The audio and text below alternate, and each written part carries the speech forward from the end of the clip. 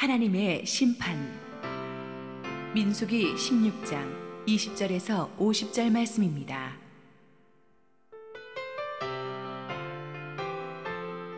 여호와께서 모세와 아론에게 말씀하여 이르시되, 너희는 이 회중에게서 떠나라. 내가 순식간에 그들을 멸하려 하노라. 그 두 사람이 엎드려 이르되, 하나님이여, 모든 육체의 생명의 하나님이여, 한 사람이 범죄하였거늘 온 회중에게 진노하시나이까. 여호와께서 모세에게 말씀하여 이르시되, 회중에게 명령하여 이르기를, 너희는 고라와 다단과 아비람의 장막 사방에서 떠나라 하라. 모세가 일어나 다단과 아비람에게로 가니 이스라엘 장로들이 따랐더라. 모세가 회중에게 말하여 이르되, 이 악인들의 장막에서 떠나고 그들의 물건은 아무것도 만지지 말라. 그들의 모든 죄 중에서 너희도 멸망할까 두려워하노라 하매, 무리가 고라와 다단과 아비람의 장막 사방을 떠나고 다단과 아비람은 그들의 처자와 유아들과 함께 나와서 자기 장막문에 선지라. 모세가 이르되, 여호와께서 나를 보내사 이 모든 일을 행하게 하신 것이요 나의 임의로 함이 아닌 줄을 이 일로 말미암아 알리라. 곧 이 사람들의 죽음이 모든 사람과 같고 그들이 당하는 벌이 모든 사람이 당하는 벌과 같으면 여호와께서 나를 보내심이 아니거니와, 만일 여호와께서 새 일을 행하사 땅이 입을 열어 이 사람들과 그들의 모든 소유물을 삼켜 산채로 수올에 빠지게 하시면 이 사람들이 과연 여호와를 멸시한 것인 줄을 너희라. 그가 이 모든 말을 마치자마자 그들이 섰던 땅바닥이 갈라지니라. 땅이 그 입을 열어 그들과 그들의 집과 고라에게 속한 모든 사람과 그들의 재물을 삼키매, 그들과 그의 모든 재물이 산채로 수올에 빠지며 땅이 그 위에 덮이니 그들이 회중 가운데서 망하니라. 그 주위에 있는 온 이스라엘이 그들의 부르짖음을 듣고 도망하며 이르되, 땅이 우리도 삼킬까 두렵다 하였고, 여호와께로부터 불이 나와서 분향하는 250명을 불살랐더라. 여호와께서 모세에게 말씀하여 이르시되, 너는 제사장 아론의 아들 엘르아살에게 명령하여 붙는 불 가운데서 향로를 가져다가 그 불을 다른 곳에 쏟으라. 그 향로는 거룩함이니라. 사람들은 범죄하여 그들의 생명을 스스로 해하였거니와 그들이 향로를 여호와 앞에 드렸으므로 그 향로가 거룩하게 되었나니, 그 향로를 쳐서 제단을 싸는 철판을 만들라. 이스라엘 자손에게 표가 되리라 하신지라. 제사장 엘르아살이 불탄 자들이 드렸던 놋 향로를 가져다가 쳐서 제단을 싸서 이스라엘 자손의 기념물이 되게 하였으니, 이는 아론 자손이 아닌 다른 사람은 여호와 앞에 분향하러 가까이 오지 못하게 함이며, 또 고라와 그의 무리와 같이 되지 않게 하기 위함이라. 여호와께서 모세를 시켜 그에게 명령하신 대로 하였더라. 이튿날 이스라엘 자손의 온 회중이 모세와 아론을 원망하여 이르되, 너희가 여호와의 백성을 죽였도다 하고, 회중이 모여 모세와 아론을 칠 때에 회막을 바라본즉 구름이 회막을 덮었고 여호와의 영광이 나타났더라. 모세와 아론이 회막 앞에 이르매, 여호와께서 모세에게 말씀하여 이르시되, 너희는 이 회중에게서 떠나라. 내가 순식간에 그들을 멸하려 하노라 하시매, 그 두 사람이 엎드리니라. 이에 모세가 아론에게 이르되, 너는 향로를 가져다가 제단의 불을 그것에 담고 그 위에 향을 피워 가지고 급히 회중에게로 가서 그들을 위하여 속죄하라. 여호와께서 진노하셨으므로 연병이 시작되었음이니라. 아론이 모세의 명령을 따라 향로를 가지고 회중에게로 달려간즉 백성 중에 연병이 시작되었는지라. 이에 백성을 위하여 속죄하고 죽은 자와 산 자 사이에 섰을 때에 연병이 그치니라. 고라의 일로 죽은 자 외에 연병에 죽은 자가 14,700명이었더라. 연병이 그침에 아론이 회막문 모세에게로 돌아오니라. 할렐루야. 우리 하나님께 감사와 영광의 박수 올려드리겠습니다. 축복된 주일 예배 자리에 나오신 여러분 모두에게 하나님의 은혜가 충만하기를 원합니다. 우리 함께 한번 기도하시고 하나님 말씀 보겠습니다. 사랑하는 아버지, 은혜를 감사합니다.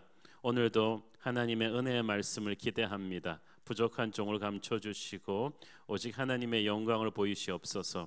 예수님 이름으로 기도했습니다. 아멘. 지난주에 우리는 모세의 사촌인 고라가 르벤 자손들과 공모해서 모세와 아론의 권위에 도전하는 대반역 사건을 일으킨 것을 보았습니다. 그들은 오랜 시간 동안에 모세의 눈을 피해서 치밀한 물밑 작업을 통해서 이스라엘의 이름난 지도자를 하나하나 포섭해서 250명이나 되는 지휘관들을 자기 편으로 끌어들입니다. 추종 세력까지 합치면 몇몇 명이 될지 가늠할 수가 없는 광야의 행군 여정 가운데서 아마 가장 규모가 큰 무서운 반역 사건이었습니다.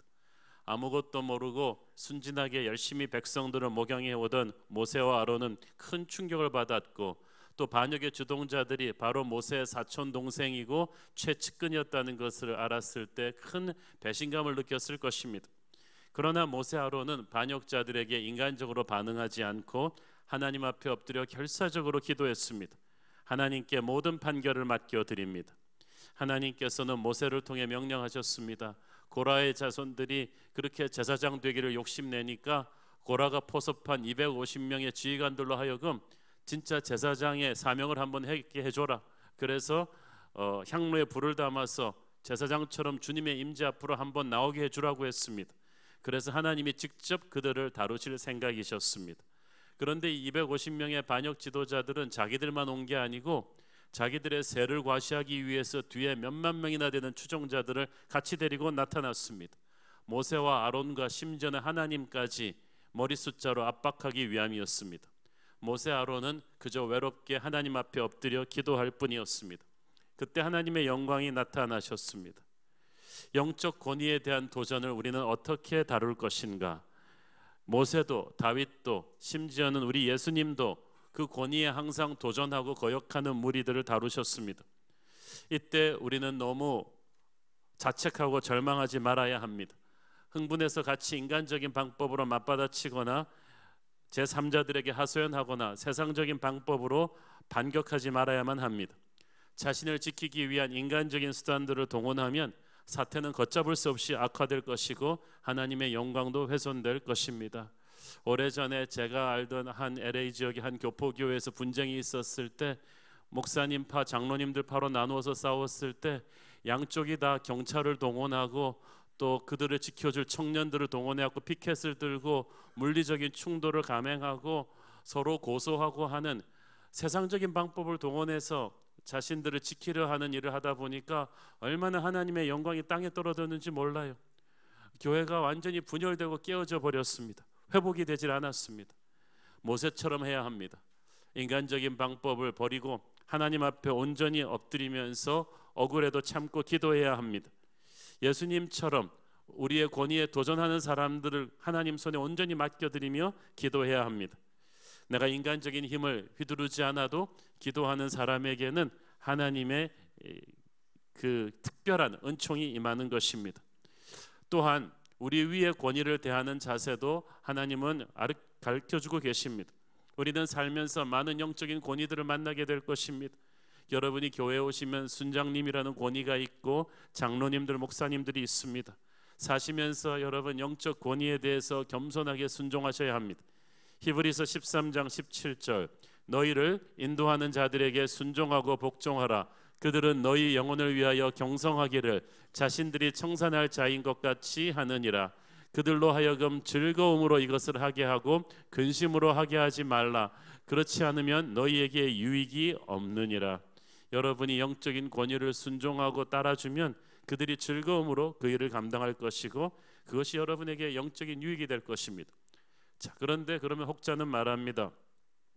영적인 권위를 나도 사랑하고 존경하고 순종하고 싶은데 그 사람들이 잘못했을 경우에는 누가 바로잡나요?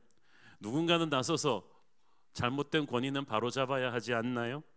물론 잘못된 권위가 있을 수 있습니다. 그렇지만 여러분이 나서서 바로잡아야 된다고 생각하지는 마십시오. 여러분은 항상 이 영적인 권위들이 하나님 앞에 올바로 설 수 있도록 늘 중보하고 계셔야만 합니다. 진짜 하고 싶은 말이 있다면 기도 많이 하시고 겸손하게 직접 만나서 이야기하시고, 그래도 안 되면은 조용히 축복하고 더 못 있겠으면 그와 헤어지십시오. 그러나 여러분이 인간적인 방법을 통해서 거역하고 부딪히고 싸우지 마십시오. 영적 권위에게 진짜 문제가 있다면 반드시 하나님께서 직접 다루실 것임을 믿으시고 그 일이 여러분의 일은 아님을 여러분이 인정하셔야 됩니다. 영적인 권위를 여러분이 순종하는 습관을 기르지 않으면 나중에 여러분이 영적인 권위자가 되었을 때도 아무도 여러분을 순종해 주지 않을 거예요. 자, 고라가 자신을 추종하는 250명의 지도자들과 자신을 따르는 군중들 몇만 명을 모아서 성막 앞에 나왔습니다. 그러니까 모세 아론을 제외하고는 모두 반역 세력이었던 거예요. 그런데 하나님께서는 눈 하나 깜빡하지 않으셨습니다. 20절 21절 읽습니다. 여호와께서 모세와 아론에게 말씀하여 이르시되 너희는 이 회중에게서 떠나라. 내가 순식간에 그들을 멸하려 하노라. 아까 고라가 이렇게 많은 회중을 왜 데려 나왔다고 했죠? 하나님을 세상적인 방법으로 압박할 수 있다고 생각한 거예요. 이렇게 많이 내 추종 세력이 있는데 하나님도 어떡하시겠어? 근데 하나님은 갈등이 없으세요. 전부 다 멸망시키겠다는 거예요. 그들이 하나님을 착각한 거예요. 군중 집회로 머리 숫자로 움직일 수 있다고 생각한 거예요. 근데 하나님은 노아 홍수 때 기억하십니까? 세상 모든 인류를 멸망시키셨어요. 노아의 가족 8명만 빼놓고. 하나님은 머리 숫자로 압박되는 분이 아니시고 하나님의 거룩을 우리가 만들어야 됩니다. 그렇지 않고는 우리는 결코 그 심판을 피해 나갈 길이 없습니다. 22절 그 두 사람이 엎드려 이르되 하나님이여 모든 육체의 생명의 하나님이여 한 사람이 범죄하였거늘 온 회중에게 진노하시니까. 자 보세요. 생명의 하나님이시지 않습니까? 하나님은 살리시는 분이시지 죽이시는 분이 아니십니다. 한 사람이 범죄하였거늘 고라와 몇 명 반역 주동자들만 벌하시면 됐지 회중 전체를 어떻게 벌하시겠습니까? 그러니까 모세는 필사적으로 하나님의 심판의 강도를 낮춰보려는 것입니다. 고라는 백성을 선동해서 악을 행했지만 모세 아론은 백성을 위해서 기도했습니다. 혼란과 어려움이 있을 때, 영적인 혼란이 올 때 여러분이 누가 진짜 하나님의 사람이냐 아니냐를 식별하는 방법이 이것입니다. 선동하고 사람 만나고 다니는 사람과 기도하며 하나님 앞에 엎드리는 사람이 있습니다. 누가 하나님의 사람인지 그때 그걸 보면 옥석을 가릴 수가 있을 것입니다. 하나님께서는 모세 아론의 중보기도에 응답하셨습니다. 모두를 멸망시키겠다는 계획은 철회하시고 반역의 주동자들과 끝까지 회개하지 않는 사람들만 벌하기로 결정하셨습니다. 23절 24절 여호와께서 모세에게 말씀하여 이르시되 회중에게 명령하여 이르기를 너희는 고라와 다단과 아비람의 장막 사방에서 떠나라 하라. 하나님의 사람들은 반역의 무리로부터 떠나라. 잠깐 판단을 잘못해서 그들 뒤에 조인했다 할지라도 지금 떠나라는 거예요. 이게 중요합니다. 시편 1편 1절을 보십시오. 복 있는 사람은 악인들의 꾀를 따르지 아니하고 죄인들의 길에 서지 아니하며 오만한 자들의 자리에 앉지 아니하고.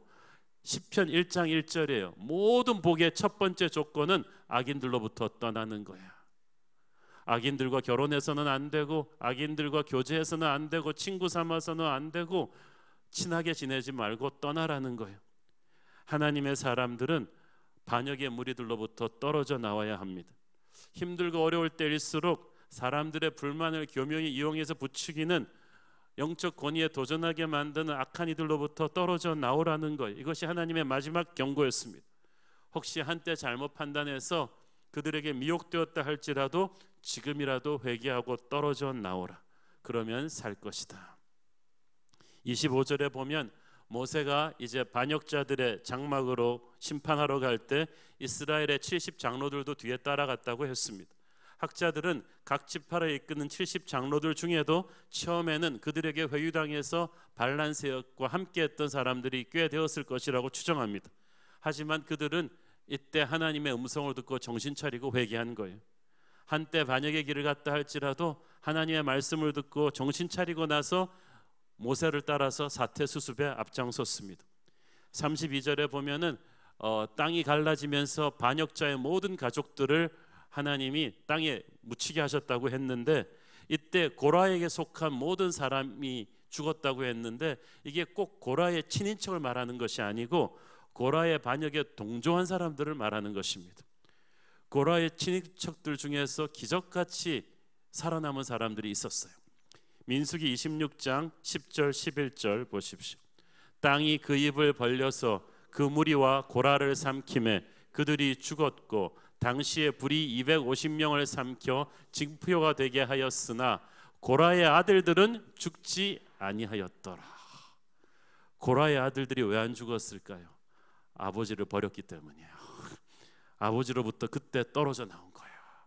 기가 막히지 않습니까? 피를 나는 가족이라 할지라도 아버지지만 이건 아버지가 잘못 판단했다. 하나님의 권위를 거역하는 반역의 길에는 우리는 함께 할 수 없다. 그러면서 아들들이 나온 거예요. 그래서 살았어요.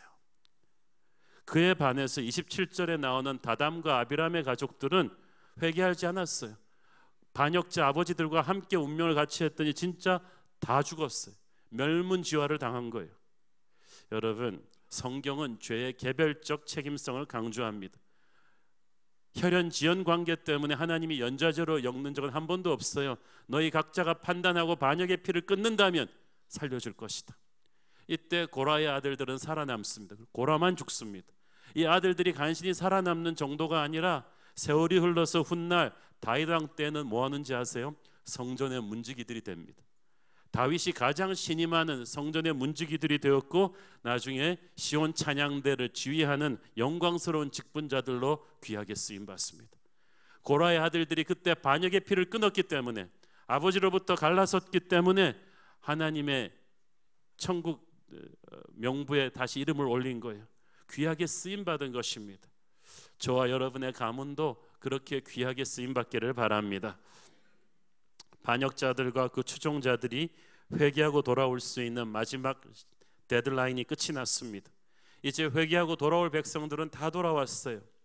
이제 모세는 돌이킬 수 없는 하나님의 심판을 끝까지 회개하지 않는 자들에게 선포합니다. 28절 모세가 이르되 여호와께서 나를 보내사 이 모든 일을 행하게 하신 것이요 나의 임의로 함이 아닌 줄을 이 일로 말미암아 알리라.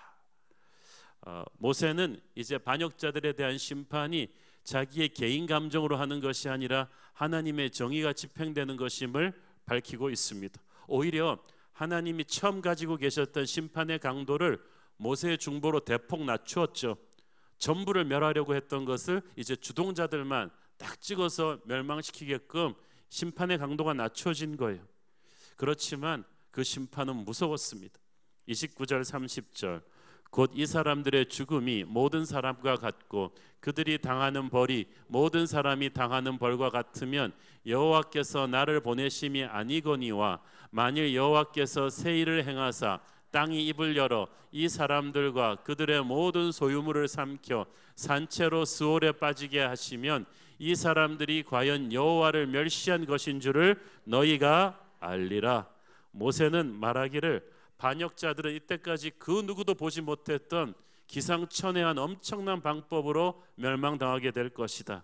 왜냐하면 이들의 죄가 평범한 것이 아니었기 때문에 이들의 죽음 또한 평범하지 않아야 된다는 것입니다.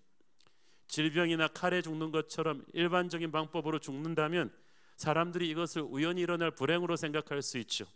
그래서 아예 이런 생각을 원천봉쇄하기 위해 그 누구도 겪어보지 못한 끔찍한 방법으로 그들을 심판하실 것이라고 예언합니다. 어떤 방법입니까? 31절 33절 그가 이 모든 말을 마치자마자 그들이 섬던 땅바닥이 갈라지니라. 땅이 그 입을 열어 그들과 그들의 집과 고라에게 속한 모든 사람과 그들의 재물을 삼키매 그들과 그의 모든 재물이 산채로 수옥에 빠지며 땅이 그 위에 덮이니 그들이 회중 가운데서 망하니라. 여기서 스올이라는 말은 지옥을 말합니다. 그냥 땅이 갈라진 것이 아니라 땅이 갈라지면서 지옥의 문이 열려버린 거예요. 성경에서 지옥 문이 얘기한 데가 몇 군데 나오지가 않는데 예수님께서 교회에게 음부의 권세를 이길 힘을 주신다고 하셨을 때 거기서 지옥의 문이라고 나옵니다. 지옥의 문을 교회가 닫을 수 있는 힘이 있다고 했어요. 그런데 그 지옥 문을 열리는 유일하게 나오는 케이스 중에 하나가 오늘 사건이에요. 왜냐하면 지옥 문은 반역자들을 위해서 열렸어요. 사탄이 반역의 영이거든요. 루시퍼는 하나님의 예배 찬양을 담당했던 천사장이었습니다. 한때 하나님의 지극한 총애를 받았는데 자기의 위치를 모르고 하나님께 반역했다가 하늘에서 추방당했어요. 그래서 지옥의 권세자 루시퍼는 반역의 영이에요. 그래서 지옥문이 열리는 것은 반역자들이 반역의 영이 연 거예요. 교만하고 반역한 사람들이 회개하지 않으면 그는 지옥의 문으로 빠질 것입니다. 사탄은 쉬지 않고 교만한 자들을 시험에 들게 해서 영적 권위에 반역하게 하는데 그게 다 지옥문으로 연결이 된 거예요. 예배 사역자였던 고라가, 그것도 모세의 사촌동생이었던 고라가 반역한 배후에는 분명히 이 루시퍼의 공작이 있었을 것입니다. 하나님은 지옥문이 열리고 반역자들이 다 자기의 집인 지옥으로 돌아가게 하셨습니다. 이 무서운 형벌로서 하나님께서는 모든 백성 앞에 모세 아론의 권위를 입증해 주셨습니다. 그래서 처음에는 반역자들의 수는 거세고 많고 모세 아론은 항상 소수 같았지만 한순간에 하나님이 그들을 모두 멸망시키시면서 하나님의 종들을 지키셨습니다. 그러므로 우리가 인간적인 방법을 동원해서 우리를 지키지 않아도 오직 하나님 편에 서서 자신을 살피며 엎드리면 하나님이 반드시 하나님의 종들은 지키실 것입니다. 영적 권위를 세워주실 거예요. 그리고 고라를 비롯해서 함부로 제사장 자리를 탐냈던 250명의 그 지휘자들, 반란군 지휘자들은 다른 방법으로 심판당했습니다. 35절 읽습니다. 여호와께로부터 불이 나와서 분향하는 250명을 불살랐더라. 분향을 했다. 제사장이 할 수 있는 분향, 향로를 들고 가서 하는 분향을 하고 이제 하나님의 부르심이 없이도 자기들이 투표해서 된 사람들이 이제 군중의 힘을 얻고 하나님의 직분을 감당할 수 있다고 의기양양하게 나갔던 그들이 순식간에 다 죽었어요. 여러분, 영적인 지도자의 자리는 투표해서 되는 자리도 아니고 인기를 몰아서 되는 자리도 아닙니다.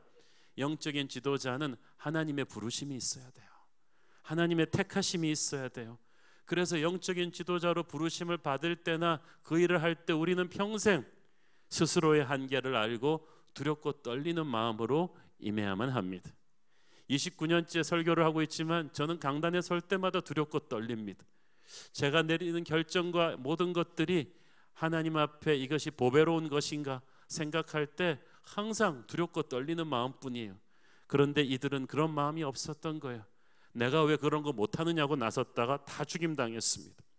그들을 죽이시고 나서 하나님께서 또 중요한 일을 하십니다. 36절 38절 여호와께서 모세에게 말씀하여 이르시되 너는 제사장 아론의 아들 엘르아살에게 명령하여 붙는 불 가운데에서 향로를 가져다가 그 불을 다른 곳에 쏟으라. 그 향로는 거룩함이니라.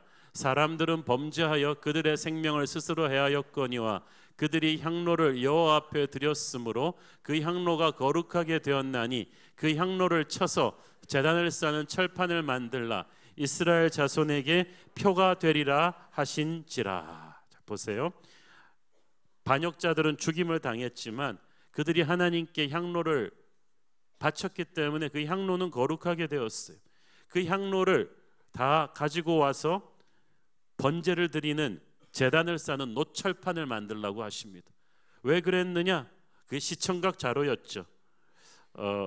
40절 이스라엘 자손의 기념물이 되게 하였으니 이는 아론 자손이 아닌 다른 사람은 여호와 앞에 분향하러 가까이 오지 못하게 함이며 또 고라와 그의 무리와 같이 되지 않게 하기 위함이라. 여호와께서 모세를 시켜 그에게 명령하신 대로 하였더라. 이 노철파는 앞으로 이스라엘 백성들이 제사를 드리러 올 때마다 그들에게 하나님의 제사장의 자리가 얼마나 보배로운 자리인지 경고하는 시청각 자료가 될 것입니다. 아, 그렇구나. 우리 마음대로 하고 싶어서 인기 투표해서 되는 자리가 아니구나. 함부로 하다간 죽겠구나. 방제하게 하나님 임재 앞으로 나가지 말아야겠구나. 우리가 영적인 권위에 도전하지 말아야 되는 것은 그들을 세우시고 내리시는 것이 오직 하나님의 결정이기 때문이구나. 이것을 그들에게 각인시키기 위해서 하나님이 이 노철판을 만들어서 시청각 자료로 만드신 것입니다. 사람들은 세상적인 관점으로 교회 리더십을 쉽게 생각하는 것 같습니다. 일부 목회자, 장로가 이렇게 문제를 일으키면 교회 내 영적 지도자를 볼 때 사람들 위해 군림하고 대접받는 자리라고 착각합니다. 하지만 그 자리는 얼마나 엄청난 책임을 하나님이 물으시는 자리입니까? 그래서 얼마나 많은 영적인 공격이 퍼부어지는 자리입니까? 정말 영적 지도자의 자리는 쉽지 않은, 기도하지 않으면, 겸손하지 않으면 하루라도 있을 수가 없는 그런 자리인 것입니다. 자, 그런데 어리석은 자들은 회개를 몰라요. 눈앞에서 심판을 보고도 배우는 게 없어요. 34절 봅니다. 그 주위에 있는 온 이스라엘이 그들의 부르짖음을 듣고 도망하며 이르되 땅이 우리도 삼킬까 두렵다 하였고, 이제 땅이 갈라지고 사람들이 죽으니까 두려워하면서 도망갔어요. 두려워하면서 하나님 앞에 그들의 죄를 회개해야 될 텐데 회개하지 않고 도망갔어요. 심판에서 아무것도 배우지 못하고 도망을 가니까 그 다음 날 어리석은 짓을 범하게 되죠. 진짜 어리석은 짓이에요. 41절 42절 이튿날 이스라엘 자손의 온 회중이 모세와 아론을 원망하며 이르되 너희가 여호와의 백성을 죽였도다 하고, 회중이 모여 모세와 아론을 칠 때 회막을 바라본즉 구름이 회막을 덮었고 여호와의 영광이 나타났더라. 저는 정말 이 사람들 머리 나쁜 것 같아요. 영성이 없다 해도 머리라도 좋아야 될 텐데 바로 그날, 그 전날 땅이 갈라지면서 반역자들이 죽고 하늘에서 불이 내려서 죽는 걸 딱 봤으면은 좀 정신 좀 차려야 될 텐데 그 다음 날 다시 남은 추종 세력을 다 모아가지고 나왔어요. 어제 죽은 지도자들의, 반군 지도자들의 책임이 모세 아론에게 있다는 거예요. 모세 아론이 죽였다는 거예요. 그들은 죽은 반란 지도자들이 모세가 아니라 하나님의 손에 죽은 것임을 알지 못했습니다. 그들이 도전한 것은 모세의 권위가 아니라 모세를 세우신 하나님의 권위였음을 알지 못했습니다. 그래서 두려워서 도망갔지만 회개는 하지 않았어요. 다시 모세와 아론을 원망하며 숫자로 밀어붙이려고 했는데 그 순간에 하나님의 영광이 다시 나타나셨어요. 항상 모세와 아론을 지키시는 분은 하나님밖에 없었어요. 그리고 하나님 한 분이면 충분했습니다. 하나님의 해법은 똑같아요. 44절 45절 여호와께서 모세에게 말씀하여 이르시되 너희는 이 회중에게서 떠나라. 내가 순식간에 그들을 멸하려 하노라 하시매 그 두 사람이 엎드리노라. 하나님께서는 아직까지 정신을 못 차리고 있는, 또 숫자로 밀어붙이려 하는 그들을 보고 정말 참았던 진노를 폭발시키셨어. 이번에야말로 전부 멸망을 시킬 것이다. 모세 아론 너희들 비켜서라. 이쯤 되었으면요, 모세 아론도 인간인데 좀 질릴 때가 됐어요. 이 회개할 줄 모르는 백성을 포기할 때가 된 것 같습니다. 김장도 담궈야 되고 이제 포기할 때가 됐어요. 하나님 정말 옳습니다. 저는 정말 이 백성들 지긋지긋합니다. 하나님 하고 싶은 대로 하십시오. 그냥 저들을 멸망시키고 새로 시작하십시오. 어제 하나님 제가 말린 거 제가 죄송합니다. 그냥 하십시오 라고 했을 것 같은데 착한 모세가 그렇게 하지 않으셨어요. 그 두 사람이 엎드리니라. 그 말은 무슨 말이야? 다시 백성을 살려달라고 중보한 것입니다. 거역한 자식을 위해 다시 한번 용서를 비는 부모의 마음이, 예수님의 마음이 그들 위해 임한 거예요. 자, 그런데 이번에는 그들의 중보기도만으로 사태가 수습되지를 않아요. 놀라운 일이 일어나죠. 46절 이에 모세가 아론에게 이르되 너는 이 향로를 가져다가 제단에 불을 그것에 담고 그 위에 향을 피워 가지고 급히 회중에게로 가서 그들을 위하여 속죄하라. 여호와께서 진노하셨으므로 연병이 시작되었습니다. 모세가 기도를 많이 하는 하나님과 친한 사람이기 때문에 영적인 감각이 굉장히 예민한 사람입니다. 그래서 기도하는 사람은 기도하면서 하나님의 마음을, 하나님의 액션을 딱 느낄 수가 있어요. 기도하고 있는데 뭔가 섬뜩한 거예요. 이미 하나님의 심판이 시작된 걸 느낀 거야. 눈을 딱 떠보니까 아니나 다를까 이미 하나님의 심판의 전염병이 번져나가면서 앞에 섰던 그 반란 주동자들이 툭툭 전염병으로 쓰러지기 시작했어. 모세가 화들짝하면서 일어나더니 아론에게 말했습니다. 빨리 제사장의 향로에 제단에 불을 담아라. 그리고 이스라엘 백성들 가운데로 달려가서 죽어가는 시체 가운데로 달려가서 빨리 속죄 의식을 행하라고 지시합니다. 이렇게 마치 바디 웨이브처럼 칼럼별로 죽어 쓰러지고 있으니까 빨리 달려가서 네가 속죄 의식을 행하라는 거예요. 모세는 제사장이 아니기 때문에 아론에게 하라고 했습니다. 우리는 여기서 죄가 도를 넘으면 이제 중재자의 기도만으로는 안 된다는 걸 알 수가 있죠. 속죄 예식이 있어야 돼요. 그런데 원래 율법에 의하면 속죄 예식은 성막 안에서만 하게 돼 있어요. 성막 밖으로 나가면 안 돼요. 죽어요, 제사장이. 또 제사장은 이 성막 예식을 하는 동안에 시체를 가까이 하면 안 돼요. 그런데 이거 두 개를 지금 동시에 깬 거예요. 성막 밖으로 이 향로를 들고 나갔고, 그리고 죽어 넘어지고 있는 시체로 그 틈새로 지금 아론이 달려 들어간 거예요.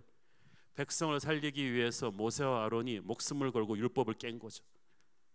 자, 그랬더니 하나님께서 어떻게 하십니까? 47절 49절 아론이 모세의 명령을 따라 향로를 가지고 회중에게로 달려간즉 백성 중에 연병이 시작되었는지라. 이에 백성을 위하여 속죄하고 죽은 자와 산자 사이에 섰을 때 연병이 그치니라. 고라의 일로 죽은 자 외엔 연병에 죽은 자가 14,700명이었더라. 모세와 아론의 이 속죄 예식으로 인해서 하나님의 죽음의 천사가 딱 멈춰섰어요. 멈춰서는 순간 딱 카운트를 해보니까 이미 14,700명이 죽었어요. 모세 아론의 속죄 예식이 없었다면 아마 더 죽었을 거예요. 끝없이 다 죽었을 거예요. 하나님이 내리신 연병은 무작위로 번진 것이 아니라 반역이 어느 정도 적극적으로 동참했는가에 따라서 결정되었음이 분명합니다.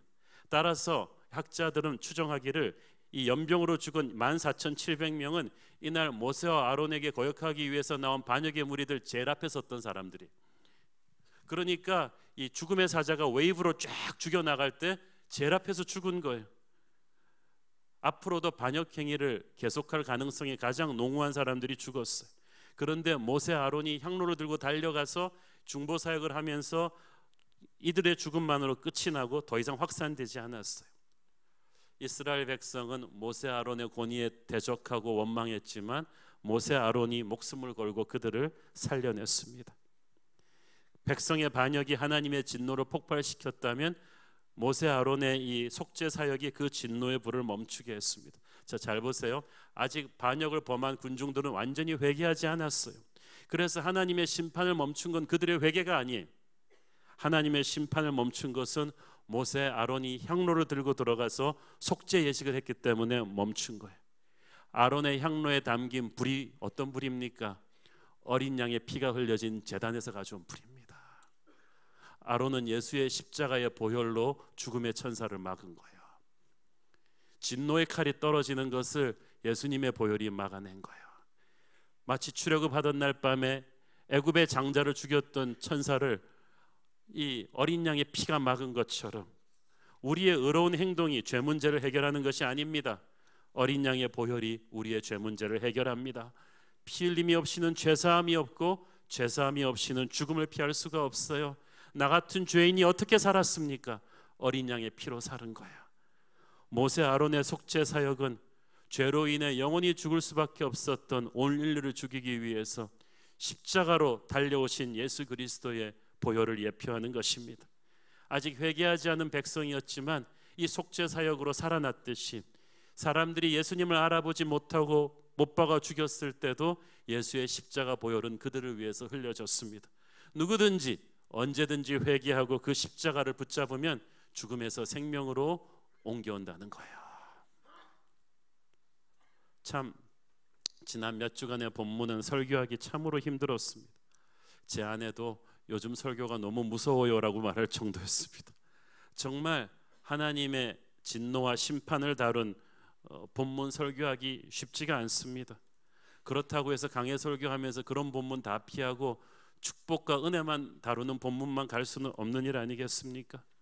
그런데 이것이 총체적인 심판이 아니라 썩은 부위를 도려냄으로써 오히려 전체를 살리는 은혜를 위한 심판이었다는 사실입니다.